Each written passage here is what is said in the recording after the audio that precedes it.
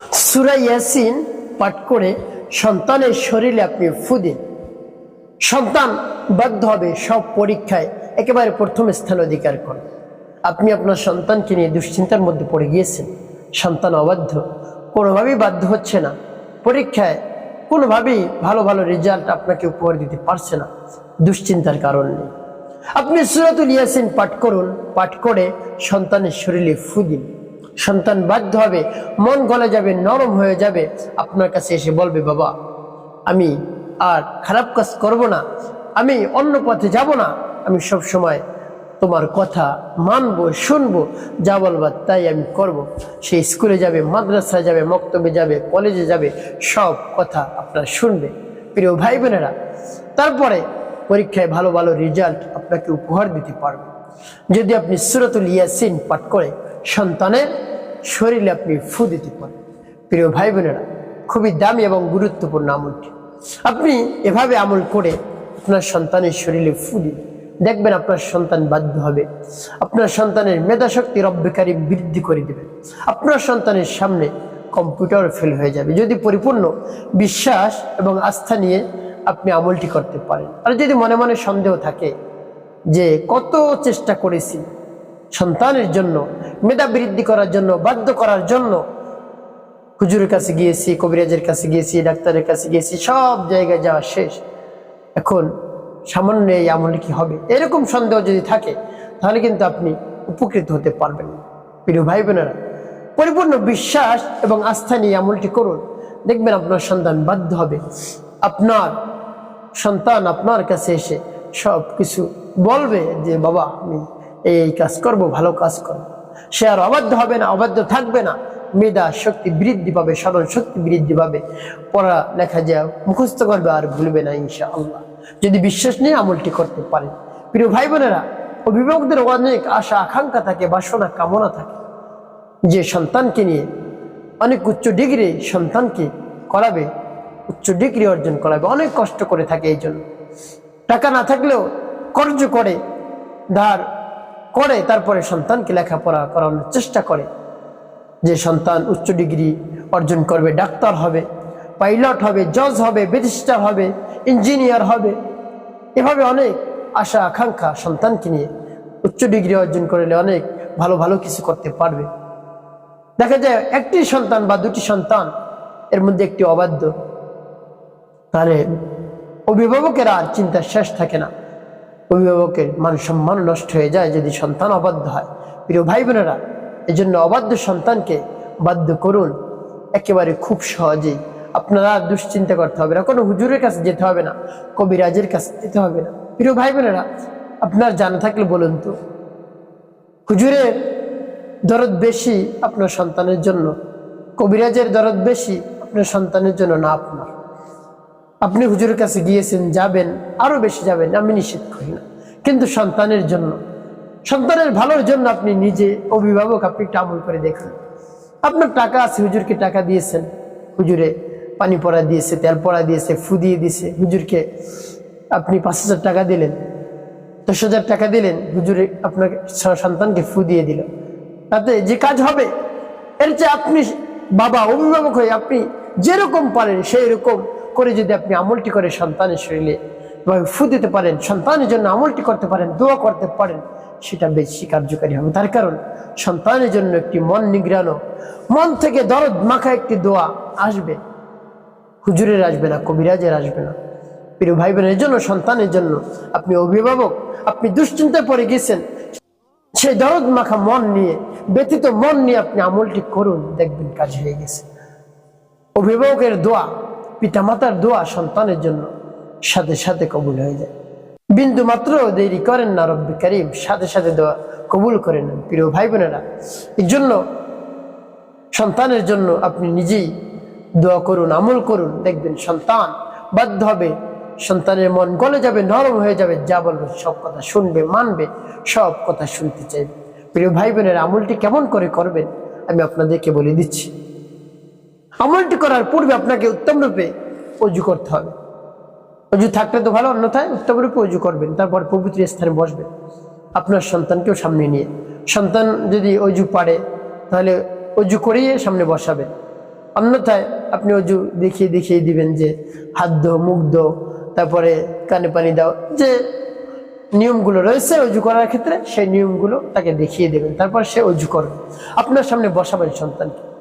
সন্তানকে বলবেন এভাবে, না হলে সে বিরক্ত হয়ে যাবে। সন্তান ছোট হোক বড় হোক বলে নেবেন, বাবা এই কাজ আমি করতেছি, তুমি একটু সময় আমাকে দাও, এভাবে সন্তানকে বলবেন। প্রিয় ভাই বোনেরা, তারপরে সর্বপ্রথম কি পাঠ করবেন? আপনি এভাবে বসে আর নির্জন জায়গায় বসবেন। হই হুল্লা হয়, চিৎকার চেঁচামেচি সে জায়গায় বসবেন না, একেবারে নির্জন নীরবে আপনি আমলটি করবেন। আপনার মন একেবারে আমলের দিকে শুরুতেই নিয়ে আসবেন, ঝুঁকিয়ে দিবেন, তারপরে আপনি আমলটি করা শুরু করে দিবেন। প্রিয় ভাই বোনেরা, সর্বপ্রথম আপনার জীবনের গুনার কথা স্মরণ করে ক্ষমা প্রার্থনা করবেন, হে আল্লাহ, আমার জীবনের সমুদায় গুনাহ খাতাগুলো মাফ করে আমার অন্তরকে পাক পবিত্র বানিয়ে দিন। আমি অনেক অন্যায় অপরাধ করে ফেলেছি, আর অন্যায় অপরাধ করবো না, হে আল্লাহ, আপনি আমার জীবনের সমস্ত গুনাহ খাতাগুলো মাফ করেন। এভাবে রব্বি কারীমের কাছে আপনি বলবেন। তারপরে আপনি 3 বার দুরূদ শরীফ পাঠ করবেন, সাল্লাল্লাহু আলাইহি ওয়াসাল্লাম, সাল্লাল্লাহু আলাইহি ওয়াসাল্লাম, সাল্লাল্লাহু আলাইহি ওয়াসাল্লাম। এবং যখন দুরূদ শরীফ পাঠ করা হয়ে যাবে, তারপরে আপনি কি করবেন? সূরাতুল ইয়াসিন পাঠ করবেন। আমি বলে দিচ্ছি প্রিয় ভাই বোনেরা, সূরাতুল ইয়াসিন পাঠ করার পূর্বে আপনি কি করবেন? আপনি আল্লাহ রাব্বুল আলামিনের কাছে বলবেন, হে আল্লাহ, আমি তো দুশ্চিন্তার মধ্যে পড়ে গেছি, পেরেশানির মধ্যে পড়ে গেছি সন্তানকে নিয়ে। সন্তান অবাধ্য, কোনোভাবেই সে বাধ্য হচ্ছে না, সে আমার কোনো কথা শুনছে না, সন্তানের মেধা কম, সে তো ভালো লেখাপড়া করতে পারছে না, ভালো রেজাল্ট আমাকে উপহার দিতে পারছে না, আমি কি করব? আপনি একটি পথ দেখিয়ে দেন, সহজ করে দিন। আল্লাহ, আমার সন্তানের মন নরম করে দিন, গলিয়ে দিন, মেধা শক্তি বৃদ্ধি করে দিন, সে যেন আমাকে ভালো ভালো রেজাল্ট উপহার দিতে পারে, হে আল্লাহ। এভাবে রব্বি কারীমের কাছে পরিপূর্ণ বিশ্বাস এবং আস্থা নিয়ে বলবেন, দেখবেন আল্লাহ রাব্বুল আলামিন আপনার সকল চাওয়া পাওয়া পূরণ করে দিয়েছেন। প্রিয় ভাই বোনের, এভাবে বলে মনকে স্থির করে মনোযোগ এনে তারপরে সূরাতুল ইয়াসিন পাঠ করবেন। আমি বলে দিচ্ছি সূরাতুল ইয়াসিন পাঠ করার পরে কি কি করবেন সেটা বলে দিচ্ছি। আগে সূরাতুল ইয়াসিন আমি শুদ্ধ করে বলে দিচ্ছি, যেমন বিসমিল্লাহির রহমানির রহিম, ইয়াসিন ওয়াল কুরআনিল হাকীম ইন্নাকা লামিনাল মুরসালিন আলা সিরাতিন মুস্তাকিম তানজিলাল আজিজির রহিম লিতুনযিরা কওমান মা أنذر آباؤهم فهم غافلون لقد حق القول على أكثرهم فهم لا يؤمنون إنا جعلنا في أعناقهم أغلالا فهي إلى الأذقان فهم مقمحون وجعلنا من بين أيديهم سدا ومن خلفهم سدا فأغشيناهم فهم لا يبصرون وسواء عليهم أأنذرتهم أم لم تنذرهم لا يؤمنون إنما تنذر من اتبع الذكر وخشي الرحمن بالغيب فبشره بمغفرة وأجر كريم إنا نحن نحيي الموتى ونكتب ما قدموا وآثارهم وكل شيء أحصيناه في إمام مبين। এভাবে যখন সূরাতুল ইয়াসিন পাঠ করা হয়ে যাবে। তারপরে সন্তানের শরীরে একটি ফু দিবেন, মাথা থেকে ফু দিবেন, একেবারে পুরো শরীরের মধ্যে আপনি ফু দিবেন। প্রিয় ভাই বোনেরা, এভাবে শুরু থেকে শেষ পর্যন্ত আপনি সূরাতুল ইয়াসিন পাঠ করবেন। তারপর আপনি আবারও পাঠ করবেন বিসমিল্লাহির রহমানির রহিম ইয়াসিন ওয়াল কুরআনিল হাকীম ইন্নাকা লামিনাল মুরসালিন আলা সিরাতিন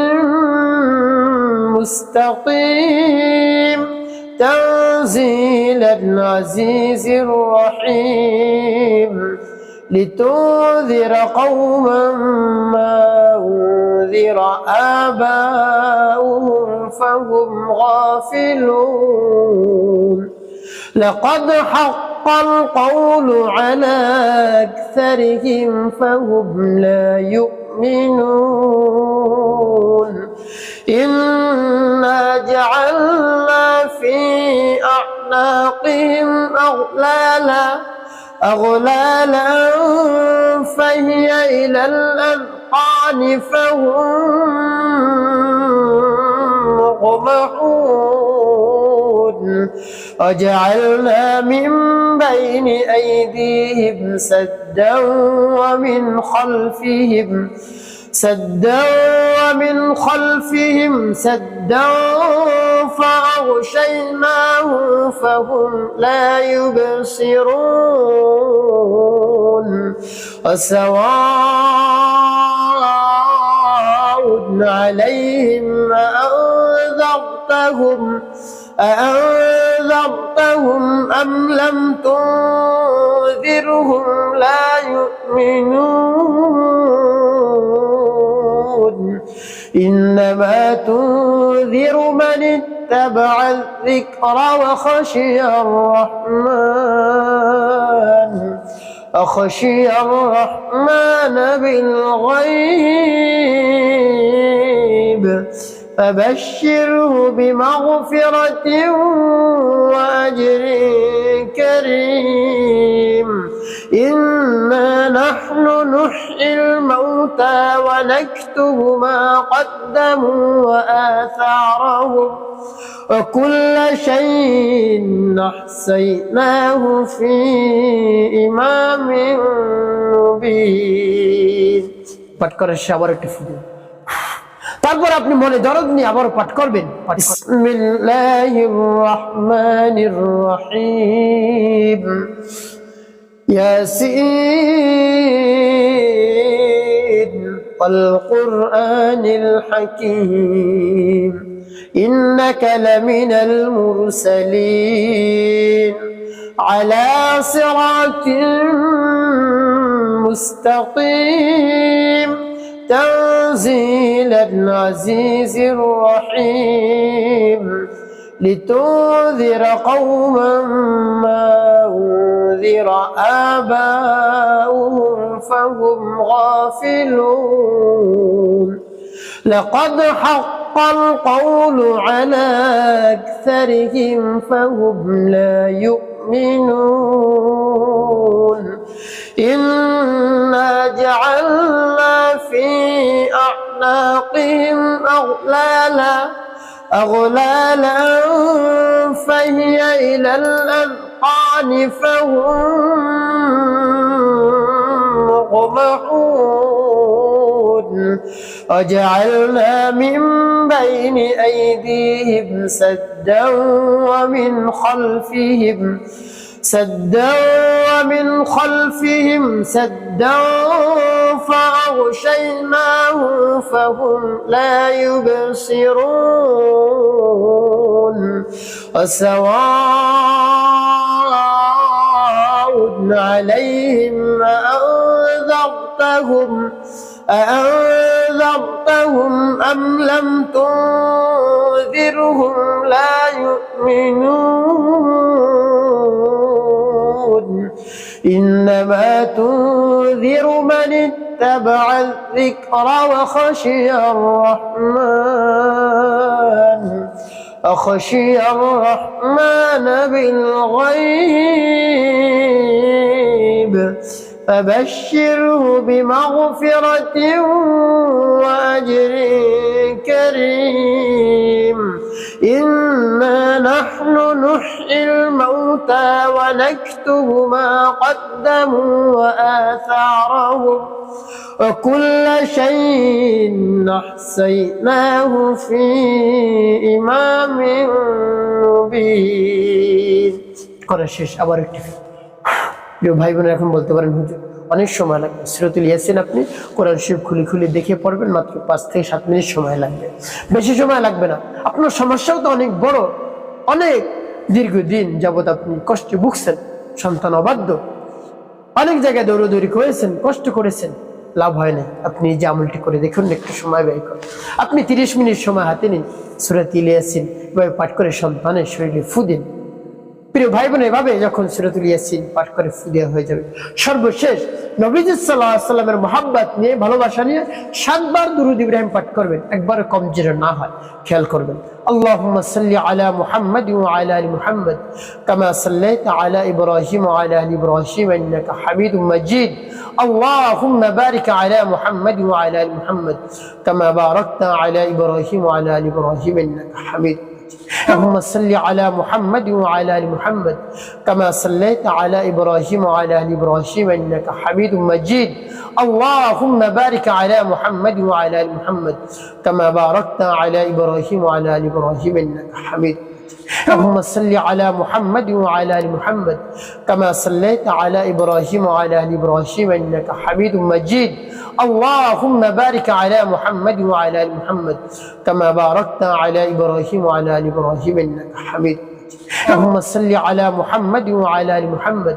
كما صليت على ابراهيم وعلى ال ابراهيم انك حميد مجيد اللهم بارك على محمد وعلى ال محمد كما باركت على ابراهيم وعلى ال ابراهيم انك حميد اللهم صل على محمد وعلى ال محمد كما صليت على ابراهيم وعلى ال ابراهيم انك حميد مجيد اللهم بارك على محمد وعلى ال محمد كما باركت على ابراهيم وعلى ال ابراهيم انك حميد اللهم صل على محمد وعلى ال محمد كما صليت على ابراهيم وعلى ال ابراهيم انك حميد مجيد اللهم بارك على محمد وعلى ال محمد كما باركت على ابراهيم وعلى ال ابراهيم انك حميد اللهم صل على محمد وعلى ال محمد كما صليت على ابراهيم وعلى ال ابراهيم انك حميد مجيد اللهم بارك على محمد وعلى ال محمد كما باركت على ابراهيم وعلى ال ابراهيم انك حميد اللهم صل على محمد وعلى ال محمد كما صليت على ابراهيم وعلى ال ابراهيم انك حميد مجيد اللهم بارك على محمد وعلى ال محمد كما باركت على ابراهيم وعلى ال ابراهيم انك حميد এবং যখন দুরূদ ইব্রাহিম 7 বার পাঠ করা হয়ে যাবে দুটি ফু দিবেন সন্তানের শরীরে এভাবে ফু দিবেন প্রিয় ভাই বোনের আমলটি করার শেষ এখন কি করবেন ওই স্থানে বসে আপনার সন্তান সহ আপনি রব্বে কারীমের দরবারে হাত তোলন করবেন হে আল্লাহ আমার সন্তানকে নিয়ে হাত তোলন করেছি আমার মাসুম বাচ্চাকে নিয়ে আমি হাত উত্তোলন করেছি আল্লাহ আমার সন্তানকে আপনি বাধ্য করে দিন হে আল্লাহ সব শক্তি আপনার শক্তির বাইরে কিছু নেই আল্লাহ আপনি মালিকের মালিক বাদশাহের বাদশাহ আমিরের আমির হে আল্লাহ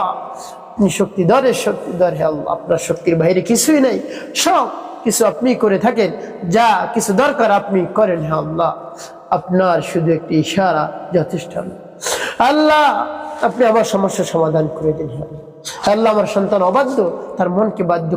তাকে বাধ্য করে দিন সেদিন আমার সব কথা শুনে তার মনকে নরম করে দিন গলিয়ে দিন তারপরে তার লেখাপড়ায় মনোযোগ এনে দিন হে আল্লাহ আমার সন্তান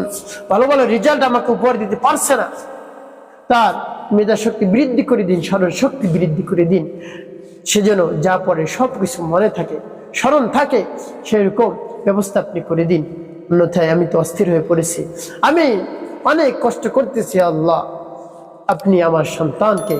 আল্লাহ বাধ্য করে দিন মেধাবী বানিয়ে দিন সেজন্য উচ্চ শিক্ষায় শিক্ষিত হতে পারে আলেম হতে পারে হাফেজ হতে পারে তারপর জজ ব্যারিস্টার ডাক্তার পাইলট ইঞ্জিনিয়ার হতে পারে সেরকম ব্যবস্থা আপনি করে দিন এভাবে রব্বে কারিমের কাছে আপনি বলবেন দেখবেন আপনার দোয়া দরখাস্ত রব্বে কারিম কবুল করে নিয়েছেন। আপনার সন্তান বাধ্য হবে যা বলবেন তাই করবে। প্রিয় ভাই বোনেরা, একটি কথা মনে রাখতে হবে, 5 ওয়াক্ত নামাজ আপনাকে আদায় করতে হবে, মানুষের কল্যাণে খিদমতে কাজ করবেন, অবশ্যই আপনার জীবন হবে সুখময় এবং শান্তিপূর্ণ ইনশাআল্লাহ।